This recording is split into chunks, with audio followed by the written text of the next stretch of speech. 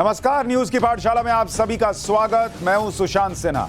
ये वो पाठशाला जहां सबकी क्लास लगती है। और आज कौन कौन सी क्लास लगेगी और किस किस की क्लास लगेगी, पहले आपको वो बता देता हूं। रूस यूक्रेन युद्ध में वो हो गया जो मोदी को 2024 जितवाएगा। आज ये बहुत इंपॉर्टेंट चैप्टर लेकर आया हूं कि रूस यूक्रेन युद्ध में ऐसा क्या हो रहा है जो 2024 में भी नरेंद्र मोदी को पीएम बनवा देगा। आपको देखना चाहिए वो 45 दिन जो मोदी विरोधी गैंग को एक्सपोज कर देंगे। और यह देश से जुड़ी खबर है, आपको जरूर देखनी चाहिए। चीन अमेरिका का डबल स्टैंडर्ड दुनिया को बर्बाद करके रख देगा। आज उसके बारे में भी बात करूंगा। जरा दोनों की क्लास लगेगी। फिर प्रधानमंत्री मोदी ने हथियार क्यों उठा लिया, भारतीय सेना के जेन नेक्स्ट हथियारों से आपको मिलवाऊंगा। इसके अलावा गंगा जल के लिए कई युद्ध लड़ने वाले हिंदू चोल राजा का चैप्टर बताऊंगा। गंगा जल के लिए जिस व्यक्ति ने युद्ध लड़े, बहुत ही इंटरेस्टिंग कहानी है, वो इतिहास है जो आपको जानना चाहिए। और पीएम मोदी ने हिंदू चोल राजाओं से कौन सा सबक लिया हुआ है, आज आपको यह भी बताऊंगा। लेकिन पाठशाला में रोज की तरह दिन भर की बड़ी खबरों का पहले रिवीजन करेंगे, फिर खोलेंगे पहला चैप्टर।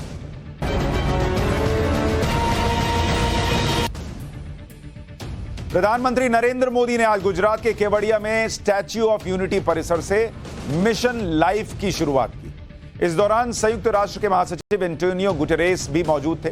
मिशन लाइफ यानी लाइफ स्टाइल फॉर एनवायरनमेंट के तहत पर्यावरण सुरक्षा के लिए लोगों को प्रेरित किया जाएगा। पीएम मोदी ने लोगों को प्रकृति के प्रति अपनी जिम्मेदारी समझने की अपील की। प्रधानमंत्री ने कहा कि आज भारत प्रगति भी और प्रकृति भी इसका उत्तम उदाहरण बन रहा है। भारत सरकार के इस कदम का दुनिया के कई देशों ने स्वागत किया है। चुनावों में मुफ्त के वादों को लेकर एआईएमआईएम के नेता असदुद्दीन ओवैसी ने चुनाव आयोग को चिट्ठी लिखी है। ओवैसी ने चुनाव आयोग से मुफ्त के वादों पर लगाम नहीं लगाने की अपील की है। ओवैसी लिख रहे हैं कि मुफ्त के वादों पर जनता को फैसला करने दें। चुनाव आयोग ने 4 अक्टूबर को सभी राजनीतिक दलों को पत्र लिखकर मुफ्त के वादों पर 19 अक्टूबर तक जवाब मांगा था। इस मामले में सुप्रीम कोर्ट में सुनवाई भी चल रही है। दिल्ली के मंत्री बनने जा रहे राजकुमार आनंद के घर के बाहर जश्न की तस्वीरें वायरल हो रही हैं। बीजेपी का दावा है कि मंत्री के घर के बाहर जश्न में पटाखे फोड़े गए।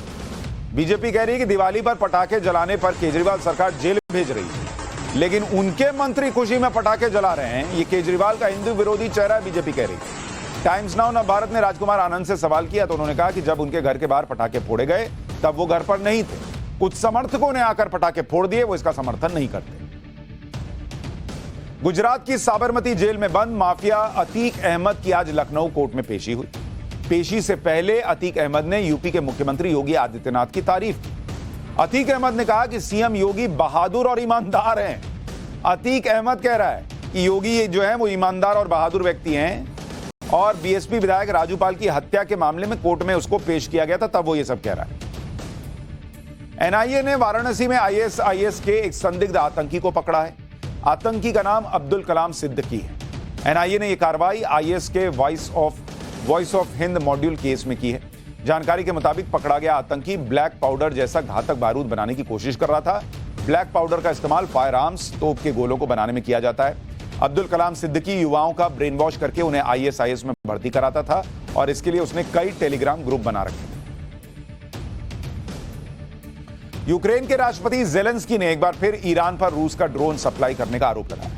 जेलेंस्की ने कहा है कि पैसे कमाने के लिए ईरान ऐसा कर रहा है। उनके सप्लाई किए गए ड्रोन यूक्रेन के नागरिकों को मार रहे हैं। जेलेंस्की ने कहा कि ईरान भले ही इससे इनकार करे, लेकिन उनके दिए ड्रोन से यूक्रेन तबाह हो रहा है।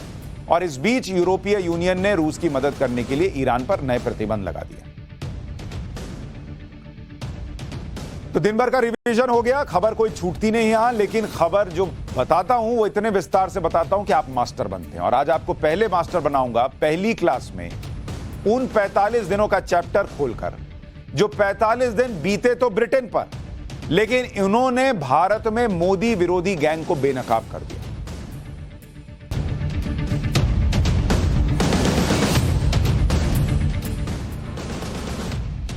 जिस वक्त युद्ध और मंदी से दुनिया तबाह है, जिस वक्त महंगाई और मंदी से दुनिया डावाडोल है, जिस वक्त में मंदी और महंगाई से देशों में राजनीतिक अस्थिरता है, उस वक्त में अगर भारत मजबूती से खड़ा है, यहां किसी तरह का कोई राजनीतिक और आर्थिक संकट नहीं है, बल्कि मजबूत भारत इस वक्त दुनिया के अंधकार में ब्राइट स्पॉट बना हुआ है, यह दुनिया कह रही है। दुनिया की सबसे तेजी से बढ़ती अर्थव्यवस्था बना हुआ है, यह दुनिया बता रही है। उस वक्त भी अगर कोई डॉलर के मुकाबले रुपए की कमजोरी बताकर एजेंडा चलाए, उस वक्त भी अगर कोई हंगर इंडेक्स, 2 कौड़ी का हंगर इंडेक्स, जिसको मैंने एक्सपोज किया था अभी 3 दिन पहले, उस हंगर इंडेक्स की रैंकिंग दिखाए, किसानों को भड़काए, देश को श्रीलंका बनना है यह बताए, ऐसे लोगों का एजेंडा बेनकाब करना जरूरी होता है।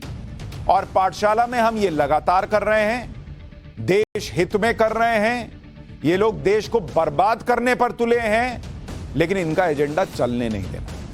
और इसीलिए पाठशाला में आज पहला चैप्टर इसी का है। इसमें ऐसे लोगों के लिए सबक ब्रिटेन से आया है जहां 45 दिन 45 डेज भी एक प्रधानमंत्री टिक नहीं पा रहा और मंदी और महंगाई की वजह से उसकी कुर्सी चली गई। ब्रिटेन की प्रधानमंत्री लिज ट्रस ने इस्तीफा दे दिया है और अब ब्रिटेन फिर से नए पीएम की तलाश में जुट गया है। कल ही मैंने आपको पाठशाला में बताया था कि दुनिया के 92 देश, 92 देश ऐसे हैं जहां साल भर से महंगाई, तेल की बड़ी कीमतों, इनको लेकर प्रदर्शन चल रहा है। इन सभी देशों में आर्थिक और राजनीतिक अस्थिरता है।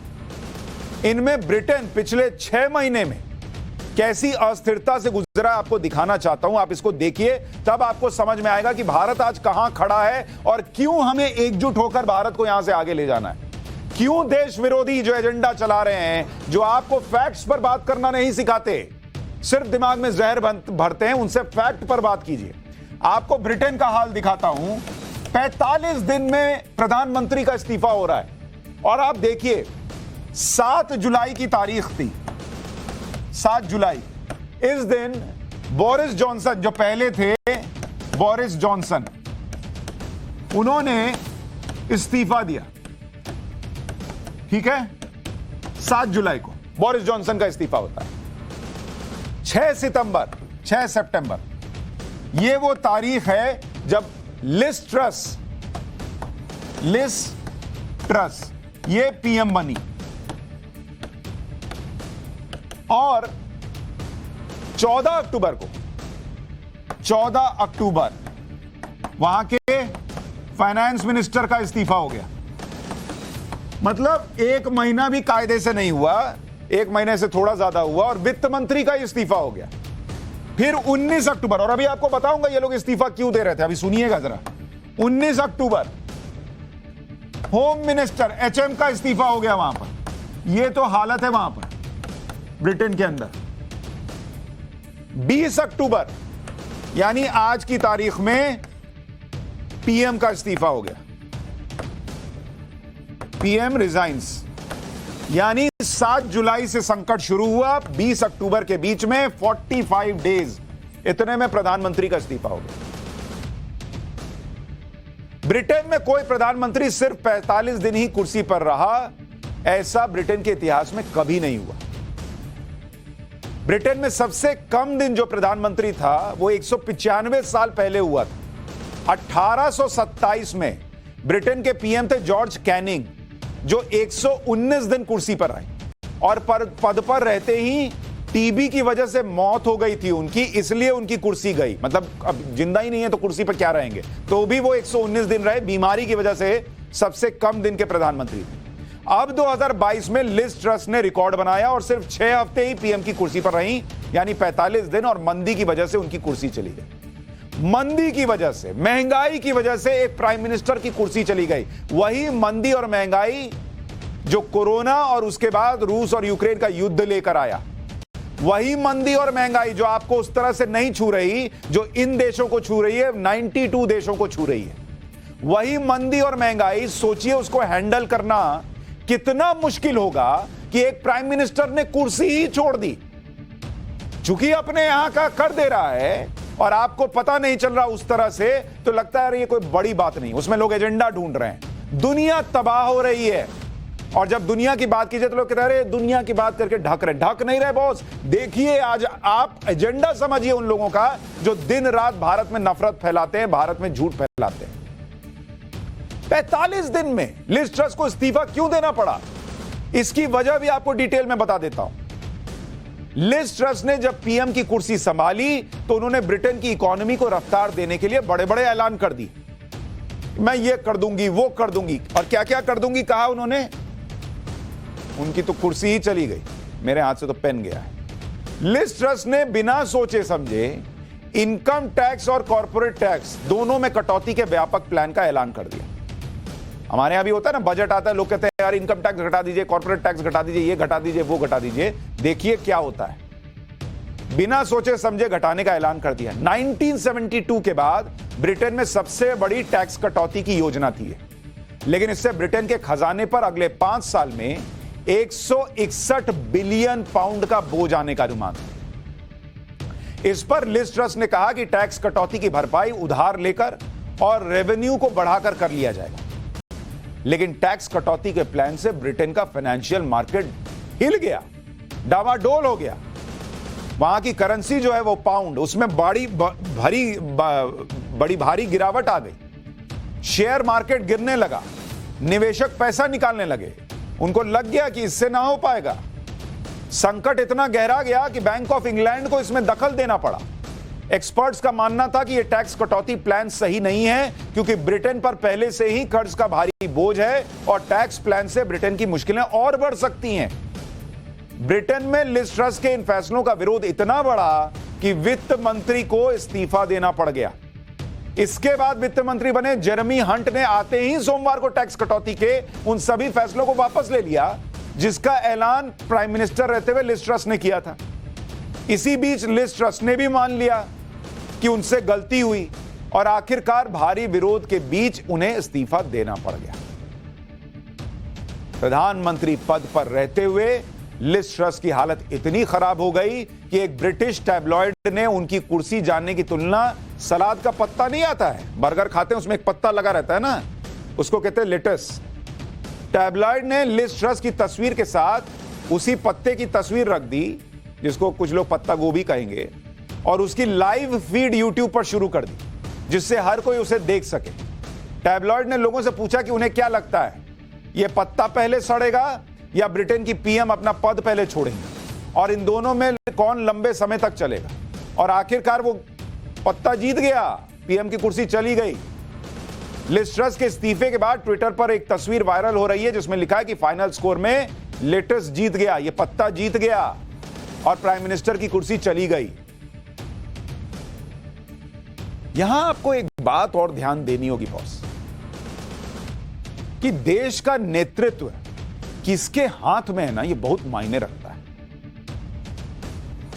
आपने यूक्रेन का उदाहरण देखा, जहां जेलेंस्की कॉमेडियन, उसने हीरो बनने के चक्कर में और पश्चिमी देशों के उकसावे में आकर देश तबाह कर दिया। देश क्या, उसने जो लड़ रहा है, उसने दुनिया तबाह कर दी, उसी का इंपैक्ट है ना ये भी। तो एक कॉमेडियन बनता है देश का नेतृत्व करने वाला, तो क्या होता है। इसी तरह से ब्रिटेन का उदाहरण सबके सामने आ गया, जहां लिज ट्रस के सामने पीएम कैंडिडेट के तौर पर ऋषि सुनक थे, भारतीय मूल के, और वो इन्फोसिस के फाउंडर नारायण मूर्ति के दामाद हैं। लेकिन सत्ताधारी कंजर्वेटिव पार्टी ने ऋषि सुनक की जगह पर लिज ट्रस को पीएम चुन लिया, जो 45 दिन नहीं चल पाई। ऋषि सुनक लोक लुभावन फैसलों के पक्ष में नहीं थे और लिज ट्रस के टैक्स कटौती प्लान का विरोध कर रहे थे। अगर उनके हाथ में ब्रिटेन की सरकार होती और वे ब्रिटेन के पीएम होते तो शायद 45 दिन में प्रधानमंत्री को इस्तीफा नहीं देना पड़ता। अब कह रहे हैं लोग कि ऋषि सुनक को पीएम बना दीजिए। तो बुद्धि खुली, लेकिन बाद में खुली। ये आपको बता रहा हूं कि नेतृत्व गड़बड़ हाथ में हो तो क्या होता है। एक और एग्जाम्पल वो जो बाइडेन का है, जो हमारे यहां के वामपंथियों के बहुत बड़े मसीहा होते थे, एकदम लोग गदगद हो गए थे जो बाइडेन जब प्रेसिडेंट बने अमेरिका के। जो बाइडेन 80 साल के होने वाले हैं और अमेरिका की हालत यह कर दी है कि वहां भी मंदी और महंगाई का डबल अटैक है। बाइडेन से अमेरिका संभल नहीं रहा। यूक्रेन युद्ध में भी बाइडेन पुतिन को रोक नहीं पा रहे। अमेरिका को जिसको मन आंख दिखा देता है, भारत को वो अपने साइड कर नहीं पा रहे, भारत को हिला नहीं पा रहे। सऊदी अरब की क्या हालत है, सऊदी अरब कैसे अगेंस्ट हो गया, मैंने आपको पाठशाला में बताया। ये होता है कि अगर नेतृत्व किसी को भी उठाकर दे दीजिए तो देश का की हालत ये होती है। ये एग्जाम्पल्स हैं। और इसीलिए जब आप तुलना करते हैं कि भारत कितनी अच्छी स्थिति में है, तो फिर ये सवाल पूछना पड़ता है कि अगर इसी अच्छी स्थिति में रहा, और यहां तो वैसे ही नेताओं का जो ट्रस्ट डेफिसिट है लोगों के मन में, वो बढ़ता जा रहा है। लोग विश्वास नहीं कर रहे नेताओं पर, नरेंद्र मोदी के खिलाफ विकल्प नहीं दिखता। तो ऐसी हालत में अगर भारत टिका रहा तो फिर 2024 में कौन टक्कर देगा उनको? लिज ट्रस्ट ने माना कि जिस काम के लिए उन्हें चुना गया था वो उसे पूरा नहीं कर पाई, इसलिए वो पद छोड़ रही हैं। एक बार उनको सुन लीजिए, फिर आगे की बात बताता हूं। I came into office at a time of great economic and international instability. Families and businesses were worried about how to pay their bills. Putin's illegal war in Ukraine threatens the security of our whole continent, and our country has been held back for too long by low economic growth. I was elected by the Conservative Party with a mandate to change this. We delivered on energy bills and on cutting national insurance. And we set out a vision for a low-tax, high-growth economy that would take advantage of the freedoms of Brexit. I recognise, though, given the situation, I cannot deliver the mandate on which I was elected by the Conservative Party. I have therefore spoken to His Majesty the King to notify him that I am resigning as leader of the Conservative Party. यानी जो मैं करने आई थी वो नहीं कर पाई, इस्तीफा दे रही। ब्रिटेन की इकोनॉमी का हाल क्या है आपको पता है? सुनिए। आईएमएफ ने, ये जरा हालत देखिए, तब आपको समझ में आएगा इंडिया कहां है और क्यों हमारा इस देश को आगे बढ़ाने में योगदान देना जरूरी है। ब्रिटेन का हाल देखिए और यहां जो एजेंडाधारी हैं उनसे बच के रहिए। आईएमएफ क्या बोल रहा है?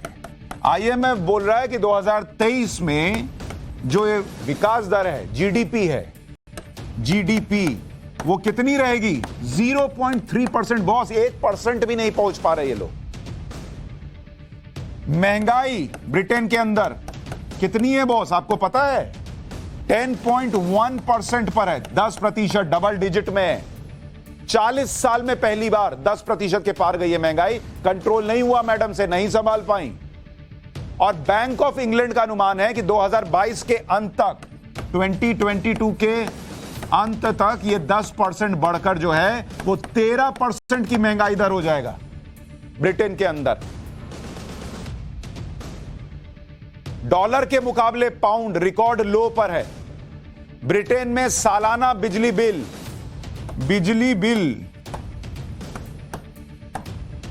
बिल जो है उसमें 80% का इजाफा हो गया है। कल भी मैंने आपको कहा था ना, हमारे यहां लोग आज भी बिजली फ्री में देने का वादा कर रहे हैं, वहां बिजली बिल भरना लोगों को मुश्किल हो रहा है। यह भारत की हालत है। बिजली है तब तो वादा कर पा रहे हैं, वहां तो बिल चुकाने के लिए लोगों के पास पैसा नहीं है। कई बड़ी एजेंसियों के मुताबिक ब्रिटेन इस वक्त मंदी में है और अगले साल मंदी का संकट और गहरा हो जाएगा। और इसीलिए मैं चाहता हूं कि आपको भारत को भी देखना चाहिए कि हम कहां खड़े हैं और क्यों इस वक्त हम बेहतर स्थिति में, और एजेंडाधारियों से आपको बचना चाहिए।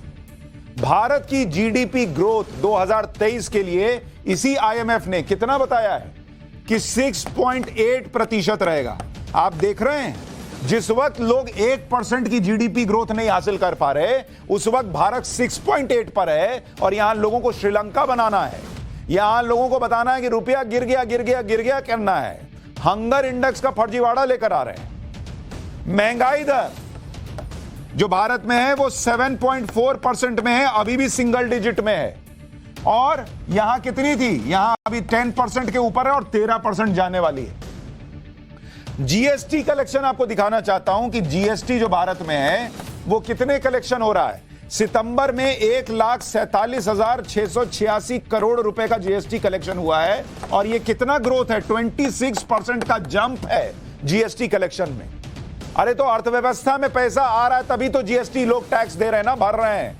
26% का जंप है।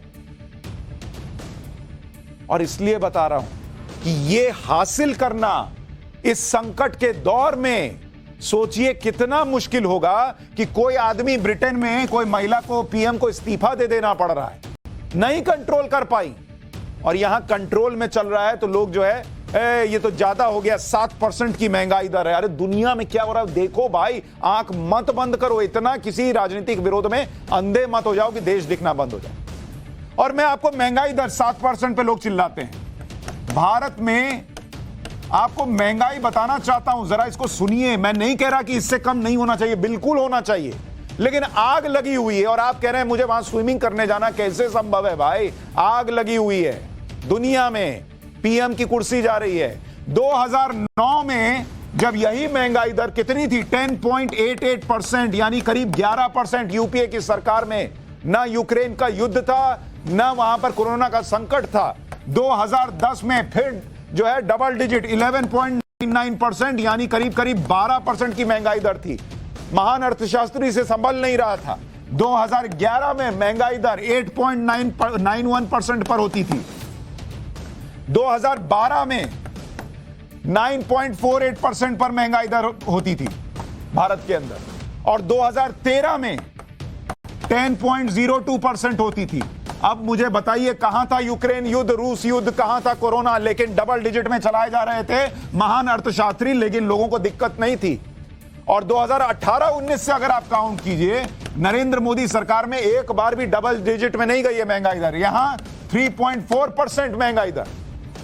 19-20 में, 19-20 में ये कितना है? 4.8%।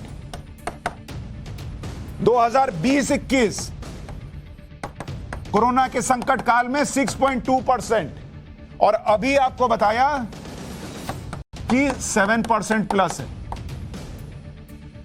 7.4%। तो जब दुनिया तबाह है, बर्बाद है, तब भी भारत 7.4% पर है। मिनिमम 3.4% पर इन्होंने महंगाई रखा। डबल डिजिट में एक बार भी, इतने संकट के बाद भी महंगाई नहीं गई, तो इनको देश चलाना नहीं आता, देश बर्बाद हो रहा है, देश श्रीलंका बन जाएगा। और महान अर्थशास्त्री में डबल डिजिट का खेल चल रहा था, लेकिन सबको सब पसंद आता था। ब्रिटेन में हालत इतने खराब हैं, हालात कि वहां कम आय वाले लोगों को एक वक्त का खाना छोड़ना पड़ रहा है बॉस। फूड फाउंडेशन चैरिटी संस्था की रिपोर्ट के मुताबिक ब्रिटेन में 18% लोगों ने सितंबर में खाने की खपत को कम कर दिया, जबकि 6% लोगों का तो पूरा दिन बिना कोई खाना खाए ही निकल जाता है। 7 में से 1 नागरिक कॉस्ट ऑफ लिविंग क्राइसिस की वजह से एक वक्त का खाना छोड़ रहा है। ब्रिटेन में 20 लाख बुजुर्ग पेंशनर हैं जो पहले से ही गरीबी रेखा के नीचे हैं, और कॉस्ट ऑफ लिविंग बढ़ने से इनके लिए बहुत बड़ी मुसीबत पैदा हो गई। एक सर्वे के मुताबिक ब्रिटेन के करीब 80% लोगों ने माना कि वो इस वक्त वित्तीय बोझ से परेशान हैं। जिन लोगों से अपना देश नहीं संभल रहा, जिन लोगों का देश खुद मंदी की चपेट में है, जहां लोग महंगाई से परेशान हैं, वो देश, आपको सबसे बड़ा आश्चर्य होगा कि यूक्रेन को उकसाने में कोई कसर नहीं छोड़ी। अपना देश चल नहीं रहा, लेकिन युद्ध चलता रहे, ये वो चाहते हैं। वो अब भी नहीं समझ रहे कि पुतिन को झुकाने की कोशिश में वो खुद को और यूक्रेन दोनों को तबाह कर रहे हैं। यूक्रेन का हाल क्या है, क्या आपको पता है? इस वक्त पूरे यूक्रेन की बत्ती गुल हो चुकी है, क्योंकि रूस ने पहले मिसाइल और फिर ड्रोन अटैक से यूक्रेन के पावर प्लांट्स तबाह कर दिए। बिजली संकट की वजह से यूक्रेन में आज सुबह से अगर आप देखिएगा 7 बजे से रात के 11 बजे तक पावर कट कर दिया गया। हालत यह हो गई है कि यूक्रेन के राष्ट्रपति ज़ेलेंस्की को यह कहना पड़ा कि बिजली बचाओ, नहीं तो हालात खराब हो जाएंगे। यूक्रेन के ऊर्जा मंत्री ने कहा है कि बिजली सप्लाई में 20% की कमी की जाएगी। अगर लोगों ने खुद से बिजली नहीं बचाई तो टेम्पररी ब्लैकआउट कर दिया जाएगा, यानी बिजली काट दी जाएगी। पिछले 48 घंटों में यूक्रेन के कई अधिकारी ये कह चुके हैं कि सर्दियों के लिए बिजली बचानी होगी। यूरोप में सर्दी शुरू हो चुकी है और आने वाले दिनों में बिजली की खपत बहुत बढ़ने वाली है। यह हालत हो रखी है, बिजली है नहीं और रूस को करंट देने चल रहे हैं लोग। यूक्रेन के पावर स्टेशन पर रूस ने कैसे रणनीतिक तरीके से अटैक किया वो भी आपको दिखा देता हूं। 8 अक्टूबर को यूक्रेन ने क्रीमिया ब्रिज उड़ाया। बदला लेते हुए 10 अक्टूबर को रूस ने यूक्रेन पर 83 मिसाइल अटैक किए। ये अटैक 12 अलग अलग शहरों के पावर स्टेशन और गवर्नमेंट बिल्डिंग पर किए गए। तब से लेकर अब तक पावर स्टेशन पर 300 टारगेटेड अटैक किए जा चुके हैं। इन हमलों में 30% पावर स्टेशन तबाह हो चुके हैं और इसके रिपेयरिंग का काम चल रहा है। यूक्रेन के पावर स्टेशन पर रूसी हमले के कई वीडियो भी वायरल हो रहे हैं। वीडियो में साफ दिख रहा है कि पावर स्टेशन पर रूसी मिसाइल गिर रही है और फिर धमाका हो रहा है। एक वीडियो में पावर स्टेशन पर रूसी मिसाइल के हमले पर मिसाइल को ही मार गिराने का वीडियो भी है। दावा किया जा रहा है कि यूक्रेन ने एक रूसी मिसाइल को मार गिराया। यूक्रेन का दावा है कि सिर्फ कोयले वाले पावर स्टेशन पर ही रूस ने अटैक नहीं किया, बल्कि न्यूक्लियर पावर प्लांट को भी टारगेट किया जा रहा है। यूक्रेन का दावा है कि रूस ने ज़ैपोरिज़िया न्यूक्लियर प्लांट के प्रशासनिक भवन पर रॉकेट से अटैक किया, जिससे बिल्डिंग को नुकसान हुआ। यह वीडियो रात का है। यूक्रेन के ज़ैपोरिज़िया न्यूक्लियर पावर प्लांट पर मिसाइल अटैक का वीडियो कैमरे में कैद हुआ है, यह बताया जा रहा है। इसमें दिखता है कि एक मिसाइल से अटैक होता है, फिर बिल्डिंग की लाइट चली जाती है। बिजली संकट से यूक्रेन की हालत क्यों और बिगड़ने वाली है, यह भी सुन लीजिए। यूक्रेन में सर्दियां शुरू हो चुकी हैं। यहां सर्दी ऐसी होती है कि आपको जमा दे। ऐसी स्थिति में वहां बिजली का रोल बहुत इंपॉर्टेंट हो जाता है। बिजली की मांग बढ़ जाती है। नल में गर्म पानी, रूम हीटर्स, कुकिंग स्टोव, ज्यादातर चीजें बिजली के भरोसे चलती हैं। हमारे जैसा हाल नहीं है कि सिर्फ स्वेटर पहन लिया तो चल जाएगा। उनको बहुत ठंड पड़ती है, इसलिए गर्मी की जरूरत पड़ती है। अच्छा, उनका घर क्या है, सेंट्रली हीटेड रहता है। वो घर में हाफ पैंट में घूमते हैं, बाहर निकलते हैं तो कपड़ा मोटा पहन के निकलते हैं। अब वो घर में नहीं होगा तो सोचिए क्या हालत हो। और ठंड बढ़ रही है तो बिजली की मांग 25 से 30% तक बढ़ जाती है। WHO का कहना है कि ऐसी स्थिति में अगर सर्दियों के लिए बिजली नहीं बचाई गई तो मानवीय संकट खड़ा हो जाएगा। बिजली की कमी के कारण अगर लोग अपने घरों में हीटर नहीं चला पाए, लोगों को गर्म पानी नहीं मिला, तो बड़ी संख्या में लोगों की मौत हो सकती है। यही कारण है कि यूक्रेन में हर कोई बिजली बचाने की बात कर रहा है। सरकार पावर कट करने तक की सोच रही है। अब आपको पाठशाला में दिखाना चाहता हूं उन हाईटेक हथियारों का चैप्टर जो नरेंद्र मोदी सरकार लेकर आ रही है।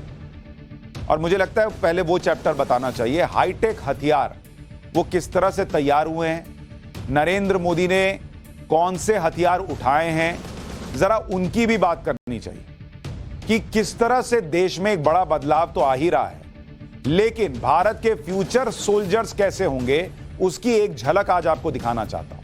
चीन और पाकिस्तान क्यों परेशान हो रहे हैं, अमेरिका सोच में पड़ रहा है, यह भारत ने कैसे किया, अब उसका चैप्टर।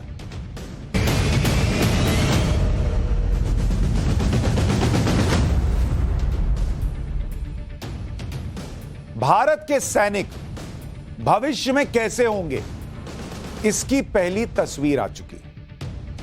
गांधीनगर में चल रहे डिफेंस एक्सपो में भविष्य सैनिक को लॉन्च किया गया है, भविष्य के सैनिक। और आप इसे ह्यूमन फाइटिंग मशीन भी कह सकते हैं, क्योंकि इसे जिस तरीके से डिजाइन किया गया है उससे एक सैनिक की शक्ति और सुरक्षा दोनों बढ़ जाएगी। भारत युद्ध लड़ नहीं रहा, रूस यूक्रेन की तरह दुनिया को बर्बाद नहीं कर रहा, लेकिन भारत हमेशा से अपनी रक्षा के लिए तैयार रहता है और उसके लिए बीते 8 सालों में बड़ा काम हुआ। और अब कैसे भारतीय फौजियों को, सैनिकों को जनरेशन नेक्स्ट चीजें दी जा रही उस देश में जहां बुलेट प्रूफ जैकेट के लिए भी इन लोगों को लड़ाई लड़नी पड़ती थी। कैसे मौजूदा भारतीय सैनिक की क्षमता कई गुना शक्तिशाली हो जाएगी, हमला करने में सटीक और एडवांस टेक्नोलॉजी से लैस होंगे, यह आज आपको बताता हूं और इसके सारे फीचर समझाता हूं। भविष्य के जिस सैनिक की बात कर रहा हूं, यह मेरा भाई जो है वो इस तरह का दिखेगा। इसको कहते हैं कर्ण कवच सिस्टम। और ये भाई जो है हमारा कर्ण कवच सिस्टम वाला, इसको देखिए, देखने में इंटरेस्टिंग लग रहा है। इसका मतलब क्या है, F-INSAS future infantry system as a soldier. ये पूरा सूट जो भाई ने पहना हुआ है, जो आप देख रहे हैं, इनमें आधुनिक हथियार और इक्विपमेंट रहेंगे, जिससे सैनिक की सुरक्षा कई गुना बढ़ जाएगी। इसीलिए इसे कर्ण कवच भी कहा जा रहा है। महाभारत में कर्ण को यह वरदान था कि कोई भी हथियार उस पर बेअसर हो जाता था। ऐसा ही कुछ इस सूट के साथ होगा। इसका वजन काफी कम होगा, मतलब 5 से 6 किलो वजन है। तो ऐसा नहीं कि इसको पहन लिए तो सैनिक के लिए चलना मुश्किल हो जाएगा। तो अभी जो NSG के जवान पहनते हैं, जिनको आपने देखा था ना, जब मुंबई में अटैक हुआ था, NSG के कमांडोज गए, तो उसका थोड़ा वजन ज्यादा होता है। अब ये 5-6 किलो का होगा, तो उस वजन में हल्का होने से सैनिकों को और ज्यादा मोबिलिटी मिलेगी। सबसे खास बात यह है कि ये -20 डिग्री से 45 डिग्री तक के तापमान में आराम से काम कर सकता है। यानी बर्फीले पहाड़ से लेकर रेगिस्तान सब जगह इसको पहना जा सकता है। इससे सैनिकों की ऑपरेशनल कैपेसिटी बढ़ेगी, यानी सैनिक दुश्मनों पर जल्दी और तेजी से हमला कर पाएंगे। अब जरा इसका एक एक फीचर आपको दिखाता हूं और जरा आप देखिएगा इसको तो समझ में आएगा कि ऐसे तो देखने में लग रहा है अरे ड्रेस ही तो है, क्या इसमें ऐसा क्या तूफानी है जो कि बड़ा कमाल का हो जाएगा। तो उसमें क्या क्या है अब जरा आपको वो दिखाता हूं। ये भविष्य के सैनिक क्या है, ये जो आप देख रहे हैं, यहां जूम करके दिखाइए। ये भाई ने जो ऊपर हेलमेट पहना था ना, वो हेलमेट है। इसको कहते हैं बैलिस्टिक हेलमेट। इसका सबसे बड़ा फीचर यह है कि यह वजन में हल्का है, वजन में हल्का है। 9 mm बुलेट जो है, बुलेट इस पर फेल हो जाती है। तो अगर सिर पे कोई गोली मारे यहां पर 9 mm की बुलेट, तो वो सिर पर नहीं लगेगी, उसके सामने फेल। यानी किसका हमला फेल हो जाएगा? AK-47 लेके जो आतंकी अक्सर चलते हैं, वो हमला इस हेलमेट की वजह से बेअसर हो जाएगा। नाइट विजन कैमरा, इसमें जो आप ये ऊपर का हिस्सा देख रहे हैं, इसको जूम करके दिखाइए। एक सेकंड में आपको ये दिखा दूं। ये जो ऊपर आप देख रहे हैं, ये गोल वाला हिस्सा, ये नाइट विजन कैमरा लगा हुआ है। और ये नाइट विजन कैमरा क्या करता है भाई? ये रात में दुश्मन को देखने में आसानी हो इसके लिए, इसको ऐसे टक से नीचे किया, आंख पे लगाया, तुरंत दिखने लगेगा रात में कौन कहां। रात में दुश्मन की पहचान हो पाई। फिर इसी में हैंड फ्री कम्युनिकेशन सिस्टम भी है। मिशन के दौरान संपर्क में रहने के लिए, आपको कोई चर्चा करने के लिए कोई वॉकी टॉकी की जरूरत नहीं है। हैंड फ्री सिस्टम है, इससे आप आराम से बात कर सकते हैं, हेलमेट में ही लगा हुआ। फिर बैलिस्टिक गॉगल्स लगे हैं जो गोलियों और पत्थरों के टुकड़ों से बचाव करते हैं। ये जो आप गॉगल्स देख रहे हैं, ये भाई ने जो गॉगल पहना हुआ है, सबसे ज्यादा दिक्कत होती है फायरिंग के दौरान, कुछ उड़ रहा है, कुछ पड़ रहा है, उससे ये गॉगल आपको बचाएगा। तो ये ऐसा नहीं कि भाई के नजरें कमजोर हैं इसलिए इसने चश्मा लगाया। ये बैलिस्टिक गॉगल्स हैं जिन पर गोलियों और पत्थरों का प्रभाव नहीं पड़ता। अब आपको इसके दूसरे हिस्से के बारे में बताता हूं। ये तो हेलमेट में कितने कमाल की चीजें, अब देखिए हेलमेट देख के पता नहीं चल रहा था ना, कितनी चीजें वहां थी वो निकल आई। अब आप ये हिस्सा देख रहे हैं, ये है बुलेट प्रूफ जैकेट। अब ये बुलेट प्रूफ जैकेट की खासियत क्या है? ये वजन में हल्की है, 9 mm बुलेट इसको पार नहीं कर सकती, यानी AK-47 से सुरक्षा प्रदान करती है। एल्बो पैड इसमें लगा हुआ है, एल्बो पैड, जो गिरने के दौरान हाथ को सुरक्षित करती है। यहां जो एल्बो है, यहां पे पैड लगा हुआ है, तो अगर आपको रेंग कर मान लीजिए चलना भी पड़ रहा है, कई बार होता है ना ऑपरेशन आप कर रहे हैं, रेंग कर जाना पड़ रहा है, तो वो आपके जो है एल्बो नहीं छिलते, तो इसलिए ये आपको काम देता है। तो एल्बो पैड आपके काम आ गया, हेलमेट हो गया, नाइट विजन कैमरा हो गया, आंख पे चश्मा लग गया, हेलमेट में गोली नहीं घुसेगी, आपको यहां पर जो बुलेट प्रूफ जैकेट पहनाया वो आपके काम आ रहा है, वो जो है वो आपको सुरक्षा दे रहा है, चोट से बचाव करने के लिए एल्बो पैड लगा हुआ है। ठीक है, ऊबड़ खाबड़ जगह पर कूदना पड़ता है जिससे चोट वगैरह लगती है, तो इसलिए ये दिक्कत नहीं होगी। भविष्य के सैनिक के पास अब सबसे शानदार और सटीक हमला करने वाला हथियार भी होगा, जिसका नाम है AK-203। आपका आतंकी लेके क्या चल रहा है? AK-47। आप क्या लेके चल रहे हैं? AK-203। ये AK-47 सीरीज की असॉल्ट राइफल है, लेकिन AK-47 का बाप है। असॉल्ट राइफल जो है, इसका वजन 3.8 kg है, मतलब 4 किलो से कम।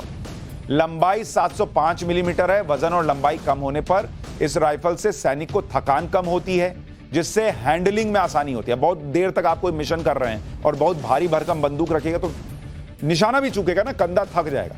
ये हल्का है तो थकान कम होगी। 1 मिनट में 600 गोली फायर कर देता है। 300 मीटर से 800 मीटर तक की रेंज है, मतलब 1 किलोमीटर तक भी कोई भाग जाए लगभग तो यहीं से ठोक दीजिए। इस हथियार के ऊपर होलोग्राफिक और रिफ्लेक्स साइट डिवाइस लगाया गया है, वो जो आपको दिख रहा है वहां पर, जिससे रात के अंधेरे में धूल, धुआं या कोहरे में भी डिवाइस दुश्मन की पहचान कर सकती है, जिससे हमला करने में आसानी हो जाती है। उससे जो देख रहे हैं उसकी रेंज 200 मीटर। कश्मीर में कई बार आप देखते हो कि अंधेरे में छिपे हैं, या कई जगह पर आप वो ताज होटल में गए आतंकियों को मारने, वहां किसी ने आंसू गैस का गोला छोड़ दिया, धुआं हो गया, बम फेंक दिया, उससे धुआं हो गया, कहीं कॉर्नर में छिप गया। तो इससे देखने पर इसको क्या है, ऐसे आंख में लगाया, देखा, ठक से मारा, उधर खत्म। अमेरिका और फ्रांस वगैरह से खरीदना पड़ता था, अब ये अपना हो गया, अब रखो तुम अपना। इस पर असॉल्ट राइफल पर एडजस्टेबल आयरन साइट और पिकैटिनी रेल लगी है। इसमें दुनिया के किसी भी तरह के दूरबीन को इस बंदूक पर लगाया जा सकता है ताकि दूर तक बैठे दुश्मन पर हमला किया जा सकता है, क्योंकि राइफल की रेंज 200 से 800 मीटर की है। जितनी ताकतवर दूरबीन उतना घातक हमला। अब हमला भी बढ़िया कर रहे हैं आप। फिर नी पैड भी दे दिया, ये जो घुटने को बचाने के लिए मिशन के दौरान भागते दौड़ते कूदते हुए सैनिक के घुटनों को बचाएगा। ये ऐसा बहुत बार होता है जब सैनिक अपने घुटनों की चोट की वजह से घायल हो जाते हैं, इसका असर मिशन पर बुरी तरह से पड़ता है। अब ये दिक्कत नहीं होगी क्योंकि घुटने आपके बचे रहे। घुटना बचेगा तभी तो दुश्मन को घुटने पर लाइएगा। डिफेंस एक्सपो में जिन नेक्स्ट जेन हथियारों का प्रदर्शन किया गया उनमें से एक है ड्रोनम। ड्रोनम कह लीजिए या द्रोनम कह लीजिए, ड्रोन वाला ड्रोनम। ये वो हथियार है जिसे पीएम मोदी ने भी उठाकर देखा और इसके बारे में जानकारी। ड्रोनम एक भारतीय कंपनी ने पूरी तरह से भारत में ही विकसित किया है। इसका ऑफिशियल नाम है CUAS, counter unmanned aircraft system. आसान भाषा में इसे एंटी ड्रोन गन कह सकते हैं। इसका पहला सेट हाल ही में भारतीय वायुसेना को डिलीवर भी हो गया। इस हथियार को खास तौर पर अनमैन्ड एरियल सिस्टम्स यानी अवैध ड्रोन का पता लगाने और उन्हें खत्म करने के लिए तैयार किया गया। अभी यूक्रेन कर रहा है ना बाप, जब रूस भेज रहा है ड्रोन तो उसको समझ में नहीं आ रहा कैसे मारे। अपने इंडिया में ऐसा चीज बन गया है कि ठग से मार देंगे वहीं ड्रोन को। ड्रोन आर्म सिस्टम कंट्रोल और जैमिंग को एक्टिवेट करता है, जिससे अवैध ड्रोन का नेविगेशन ही खराब हो जाता है। अब तुम ढूंढते रहो, टहलते रहो किधर जाना है, और जिस रिमोट या कंप्यूटर से ड्रोन उड़ रहा है उससे भी संपर्क टूट जाता है। वो अपना रिमोट दबाता रह जाएगा, उधर ड्रोन चला गया, दोनों के बीच ब्रेकअप हो गया, ड्रोन बेकार। एक बार रिमोट से कनेक्शन टूटा फिर तुम किस काम के। तो ये ड्रोनम की तस्वीर आपको दिखा। इस तरह के हथियार इस बार डिफेंस एक्सपो में दिखे हैं, और सबसे खास बात यह है कि भारत में बने हथियार हैं जो भारतीय सैनिकों को सेफ भी कर रहे हैं और मजबूती भी दे रहे हैं। लेकिन जब मजबूती की बात करते हैं तो भारत का इतिहास भी बड़ा गौरवशाली और मजबूत है, लेकिन आपको यह बताया नहीं जाता। पाठशाला में हम एक सीरीज के तहत आपको मुगल काल से आगे ले जाने की कोशिश कर रहे हैं। सिर्फ मुगल मुगल मुगल पढ़ के मत रहिए। भारत के सबसे महान और पराक्रमी हिंदू चोल राजा का चैप्टर आज लेकर आया हूं। 2 चैप्टर पहले बताए थे, आज चैप्टर 3 है। उस राजा का चैप्टर जिसको इतिहास में वो जगह नहीं मिली जो उसके बाद आने वाले मुगलों को मिली। क्या किया उसने ऐसा, सुनिए।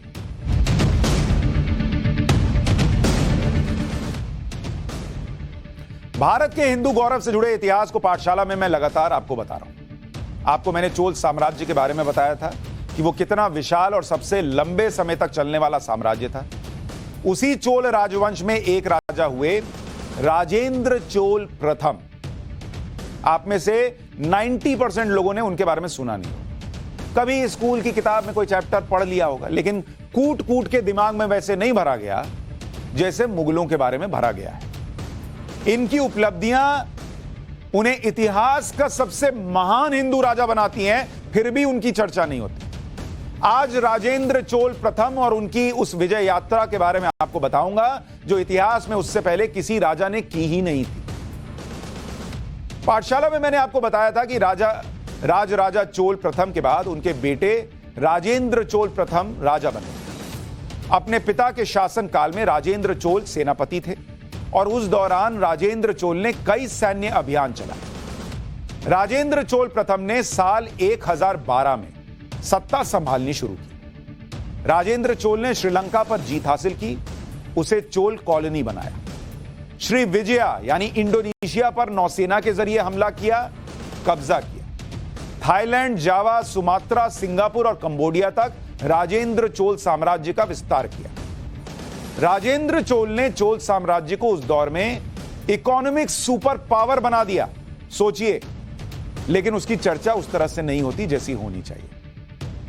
राजेंद्र चोल प्रथम ने उस समय दुनिया की पहली हाईटेक नेवी तैयार की। राजेंद्र चोल की नौसेना में 1 लाख से ज्यादा सैनिक थे, हजारों अटैक शिप थे। लेकिन राजेंद्र चोल प्रथम के बारे में कितने लोगों को पता है, सोचिए। इतना महान राजा, लेकिन लोगों के बीच चर्चा का केंद्र नहीं। साम्राज्य विस्तार के अभियानों में सफल रहने के बाद भी राजेंद्र चोल प्रथम ने एक नीति बनाई जिसमें साम्राज्य को दो भागों में बांट दिया गया, जिसमें कुछ राज्यों को जीत के बाद अपने साम्राज्य में मिला लिया गया, कुछ राज्य जिन्हें जीत के बाद अधीन न करके व्यापारिक साझेदार बना लिया गया। मतलब उनसे सिर्फ बिजनेस हुआ लेकिन उनको अपने अंडर नहीं रखा। इसकी क्यों भाई, आगे बताऊंगा। राजेंद्र चोल प्रथम की नीति के दूसरे पहलू के बारे में आज आपको बताता हूं कि किस तरह से राजेंद्र चोल ने कई राजाओं को हराया लेकिन बाद में उन्हें उनकी सब कुछ जो जीता था वो वापस कर दिया, सिर्फ व्यापारिक साझेदार बना लिया। इसी नीति के चलते उत्तर भारत में चोलों ने शासन नहीं किया और इस आधार पर एजेंडे के तहत इतिहास की किताबों में चोल राजाओं को मुगलों से कम आंका गया। पाठशाला में मैंने आपको बताया था कि चोल राजाओं ने कभी उत्तर भारत पर शासन करने में दिलचस्पी नहीं दिखाई क्योंकि उनका मुख्य उद्देश्य दक्षिण भारत और समुद्र में जीत हासिल करना था। अगर चोल चाहते तो वो उत्तर भारत तक भी अपना साम्राज्य विस्तार कर सकते थे। राजेंद्र चोल प्रथम ने यह साबित भी करके दिखाया था। ऐसा नहीं था कि उत्तर भारत नहीं जीता। सुनिए क्या हुआ था। राजेंद्र चोल प्रथम ने उत्तर भारत में बंगाल और आज के बांग्लादेश तक कब्जा कर लिया था। यह वो सैन्य अभियान था जिसे भारत के इतिहास का सबसे बड़ा अभियान कहा जाता है। लेकिन इस अभियान का लक्ष्य साम्राज्य विस्तार नहीं था। लक्ष्य क्या था, सुनेंगे तो हिल जाएंगे। राजेंद्र चोल प्रथम ने उत्तर भारत में एक सैन्य अभियान चलाया और उस दौरान उसने कई राजाओं को हराया। लेकिन वो सैन्य अभियान एक खास लक्ष्य के लिए था जिसके बारे में आपको बताता हूं। साल 1023 तक राजेंद्र चोल ने दक्षिण भारत में चोल साम्राज्य मजबूत कर लिया। विजय अभियानों की सफलता के बाद राजेंद्र चोल प्रथम ने नई राजधानी बनाने का फैसला किया। नई राजधानी के लिए राजेंद्र चोल प्रथम ने गंगा जल लाने का संकल्प लिया। चोल राजा गंगा जल को बहुत पवित्र और पूज्य मानते थे। गंगा नदी चोल साम्राज्य की राजधानी तंजावुर से 2000 किलोमीटर दूर थी। गंगा जल लाने के लिए राजेंद्र चोल प्रथम ने 1023 से 1027 तक सैन्य अभियान चलाया। राजेंद्र चोल अपनी विशाल सेना के साथ गंगा जल लेने जा रहे थे। उस दौरान कोई भी राजा इतनी विशाल सेना को अपने राज्य में प्रवेश तो करने देता नहीं। कितना भी आप समझाइए वो यही कहेंगे, इतनी फौज लेकर आ रहे हो तो कहीं तुम कब्जा ना लो। तो इसलिए सैन्य अभियान चलाना पड़ा क्योंकि भाई वो गंगा जल को पूरे सम्मान के साथ लाना चाहते थे, इसलिए सैनिकों के साथ गए। और उधर राजा डर रहे थे कि साम्राज्य गंवाने का डर होगा। इस दौरान उन्होंने उड़ीसा, मध्य प्रदेश, छत्तीसगढ़, बिहार, बंगाल और आज के बांग्लादेश को पराजित किया। राजेंद्र चोल प्रथम ने इंद्रत, राणासुर, धर्मपाल, महिपाल और गोविंद चंद्र जैसे ताकतवर राजाओं को हराया। इस अभियान के दौरान पूर्वी भारत में महमूद गजनी आक्रमण कर रहा था। जब राजेंद्र चोल प्रथम मध्य प्रदेश के चित्रकूट में थे, उस समय महमूद गजनी 60 किलोमीटर दूर कलिंजर में लड़ रहा था। मध्य प्रदेश के राजा भोज और राजेंद्र चोल प्रथम घनिष्ठ मित्र थे। राजेंद्र चोल प्रथम के कारण ही महमूद गजनी ने राजा भोज पर आक्रमण नहीं किया। उस गजनी को भी डर लग गया इनसे। सैन्य अभियान के आखिर में राजेंद्र चोल प्रथम ने बंगाल में गंगा सागर से गंगा जल लिया। गंगा जल लेकर 2000 किलोमीटर वापस आए और नई राजधानी का नामकरण गंगा जी के नाम पर किया। नई राजधानी को गंगई कोंड चोलपुरम के नाम से जाना गया। गंगा जल अर्पण के लिए एक विशाल झील का निर्माण किया गया और उस झील का नाम चोल गंगम झील रखा गया, जिसे आज पुन्नेरी झील कहते हैं। गंगई कोंड चोलपुरम का मतलब है वो राजा जिसने गंगा के मैदानी क्षेत्रों तक जीत हासिल की। यानी सिर्फ गंगा जल को ससम्मान लाने के लिए अभियान चलाया राजेंद्र चोल प्रथम ने। उत्तर भारत के कई राजाओं को हराया लेकिन उन पर शासन नहीं किया। मुगलों, आक्रांताओं की तरह हारे हुए राजाओं पर अत्याचार नहीं किया, गुलाम नहीं बनाया, मंदिर नहीं तोड़े, किसी का धार्मिक स्थल नहीं तोड़ा, बल्कि उन राजाओं के साथ सम्मानजनक व्यवहार किया और उनके साथ व्यापारिक संबंध बनाए। यह सोचने वाली बात है कि गंगा जल लाने के लिए राजेंद्र चोल प्रथम ने उत्तर भारत को जीत कर छोड़ दिया। बहुत सब जीता हुआ कि लो रखो, कैसा प्रभावशाली राजा रहा हो, जीता हुआ छोड़ दिया, क्योंकि मकसद जीतना नहीं था, मकसद गंगा जल को सम्मान के साथ लाना था। ऐसा हिंदू राजा, और उसके बारे में लोगों को कूट कूट कर दिमाग में भरा नहीं गया, उस तरह से नहीं पढ़ाया गया जैसे पढ़ाना चाहिए। स्कूल कॉलेज में भी क्या होता है, बच्चों को ले जाते हैं घुमाने, कहां, आओ प्यार की निशानी ताजमहल दिखाएं। अरे दिखाइए ताजमहल, कौन मना करता है, लेकिन कभी जाकर वो झील भी तो दिखाइए जहां गंगा जल लाकर डाला गया, और उस हिंदू राजा का इतिहास भी तो समझाइए। अगर उद्देश्य उत्तर भारत पर राज करना होता तो जो किया गया वो नहीं करता। राजेंद्र चोल प्रथम ने चोल साम्राज्य वहां तक फैलाया था जहां तक मुगलों ने कल्पना भी नहीं की हो। आपको मैप के जरिए समझाता हूं कि चोल राजाओं ने दुनिया में कहां कहां सैन्य अभियान चलाए। पीली पट्टी में जो देश देख रहे हैं, जैसे सऊदी अरब, ईरान, पाकिस्तान, अफगानिस्तान, चीन, Muscat, Bahrain, Oman, Yemen, Tanzania, Zambia, south Africa, यहां पर राजेंद्र चोल प्रथम ने अभियान चलाए और इन देशों के साथ व्यापारिक संबंध स्थापित किए। सोच रहे हैं, साम्राज्य सोचिए कहां तक है कि वहां तक बिजनेस चल रहा है और उन हिंदू चोल राजाओं के बारे में चर्चा नहीं होती। लाल पट्टी में जो देश दिख रहे हैं वहां राजराजा चोल ने अभियान चलाए, जैसे Australia, Taiwan, Japan, Maldives, Philippines, Hong Kong, Indonesia. Chola राजाओं ने सिर्फ साम्राज्य विस्तार पर ही फोकस नहीं किया, बल्कि शिक्षा के क्षेत्र में भी उतना ही काम किया। और एजुकेशन से मतलब सिर्फ धार्मिक एजुकेशन नहीं था, बल्कि साइंटिफिक एजुकेशन भी इनके लिए बहुत महत्वपूर्ण था। चोल वंश के शासनकाल में एन्नायरम में वैदिक कॉलेज की शुरुआत हुई। चोल राजवंश के राजेंद्र चोल प्रथम के वक्त इसकी स्थापना हुई। इस कॉलेज में छात्रों के रहने और भोजन की सुविधा थी। उस जमाने में सोचिए, हॉस्टल टाइप व्यवस्था थी। शिक्षकों को दैनिक भत्ता मिलता था। हर साल बोनस के रूप में सोना यानी गोल्ड दिया जाता था। यह वैदिक कॉलेज आज के मॉडर्न कॉलेज से ज्यादा प्लान्ड थे। छात्रों के लिए कॉलेज के बगल में ही हॉस्टल था। हॉस्टल वहीं बनाए गए थे। कितने स्कूल वाले ले जाते हैं अपने बच्चों को यह सब दिखाने के लिए, सोचिएगा कभी। यह पूरा कॉलेज 300 एकड़ में फैला हुआ था, जिसमें 10 शिक्षक और 340 छात्र थे। यहां 75 छात्र ऋग्वेद, 75 छात्र यजुर्वेद पढ़ते थे और 10 छात्र अथर्ववेद की शिक्षा हासिल करते थे। बाकी छात्र अलग अलग विषयों की शिक्षा हासिल कर रहे थे। चोल साम्राज्य के समय में ही फेलोशिप, स्कॉलरशिप की शुरुआत हो गई। उस जमाने में स्कॉलरशिप, वैदिक कॉलेज में मैथ्स और साइंस की पढ़ाई होती थी। जो लोग ये दावा करते हैं कि भारत में इतिहास, कला और विज्ञान की बात मुगलों के समय में शुरू हुई, उन्हें यह देखना चाहिए कि मैथ्स, साइंस, आर्ट और हिस्ट्री की पढ़ाई मुगलों के भारत आने से काफी पहले शुरू हो चुकी थी, जबकि मुगलों ने अपने राज्य में धार्मिक शिक्षा को ही अहमियत दी। मुगलों को लेकर एक नैरेटिव यह भी सेट किया गया कि जमीन सुधार, सिंचाई व्यवस्था सब मुगलों की देन। मतलब हमारे यहां जो एजुकेशन सिस्टम बनाया गया वो कई बार देखिए तो ऐसा लगता है मुगल से शुरू, मुगल पर खत्म हो जाता है। बाकी पढ़ाते हैं, एक आधा चैप्टर इधर उधर डाल देंगे, लेकिन मुगल मुगल मुगल चलता है। ठीक है, बताइए उनके बारे में, मना कौन कर रहा है। लेकिन जब इतना गौरवशाली चोल राजाओं का इतिहास आप स्किप कर देते हैं, फास्ट फॉरवर्ड में बताते हैं, तो डाउट होता है कि आपकी मंशा क्या है।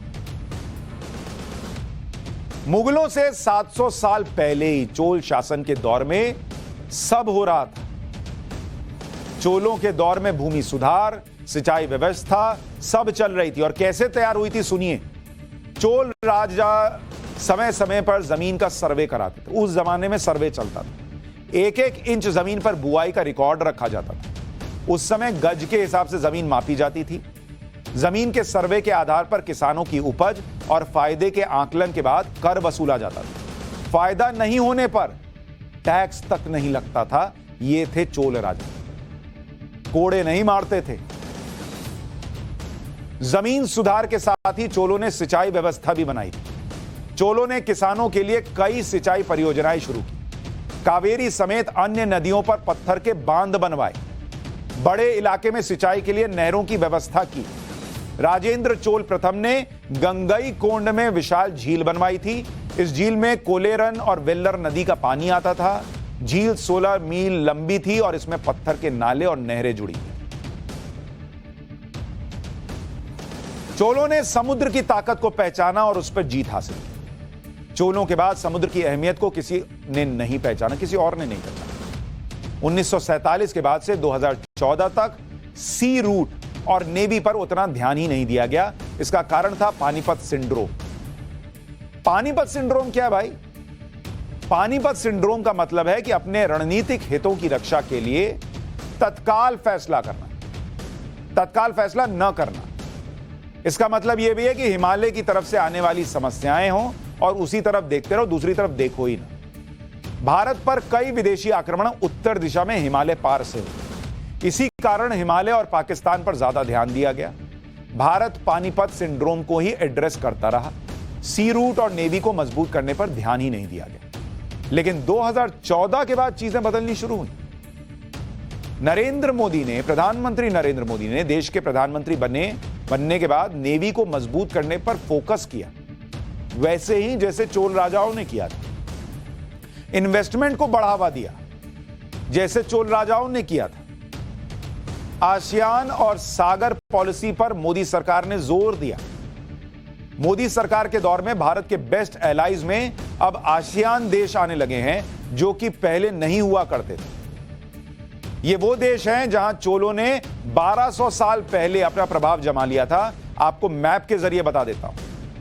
आसियान यानी association of south east Asian Nations, जिसमें बर्मा है, Myanmar, Thailand, Cambodia, Singapore, Indonesia, Malaysia, Vietnam, Laos, Philippines जैसे देश हैं। और चोल राजाओं का व्यापार समुद्री मार्ग से इन्हीं देशों के साथ था।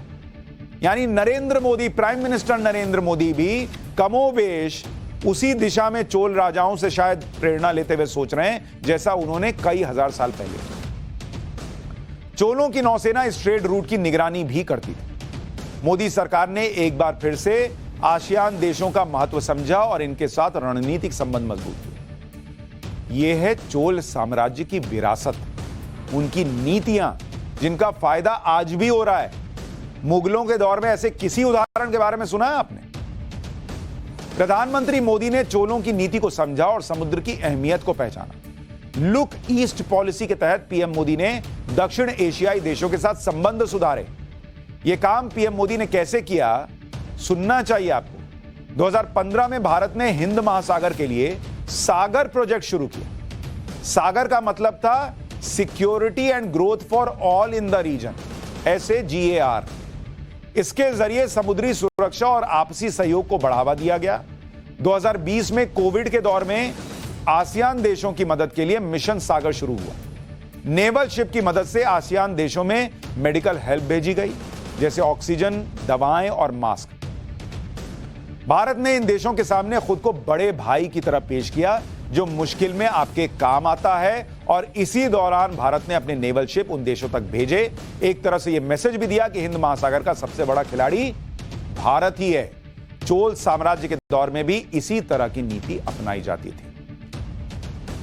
तो इसलिए अगली बार आसपास के प्रेम की निशानियों को जब देखने जाएं, तो वहां बैठकर चोल राजाओं के बारे में भी पढ़िएगा और सर्च कीजिए राजेंद्र चोल प्रथम के बारे में। भारत और दुनिया के सबसे प्रभावशाली राजाओं में से एक। बाकी मैं तो पाठशाला में बताता रहूंगा। 8:50 पर अटेंडेंस के लिए आया कीजिए।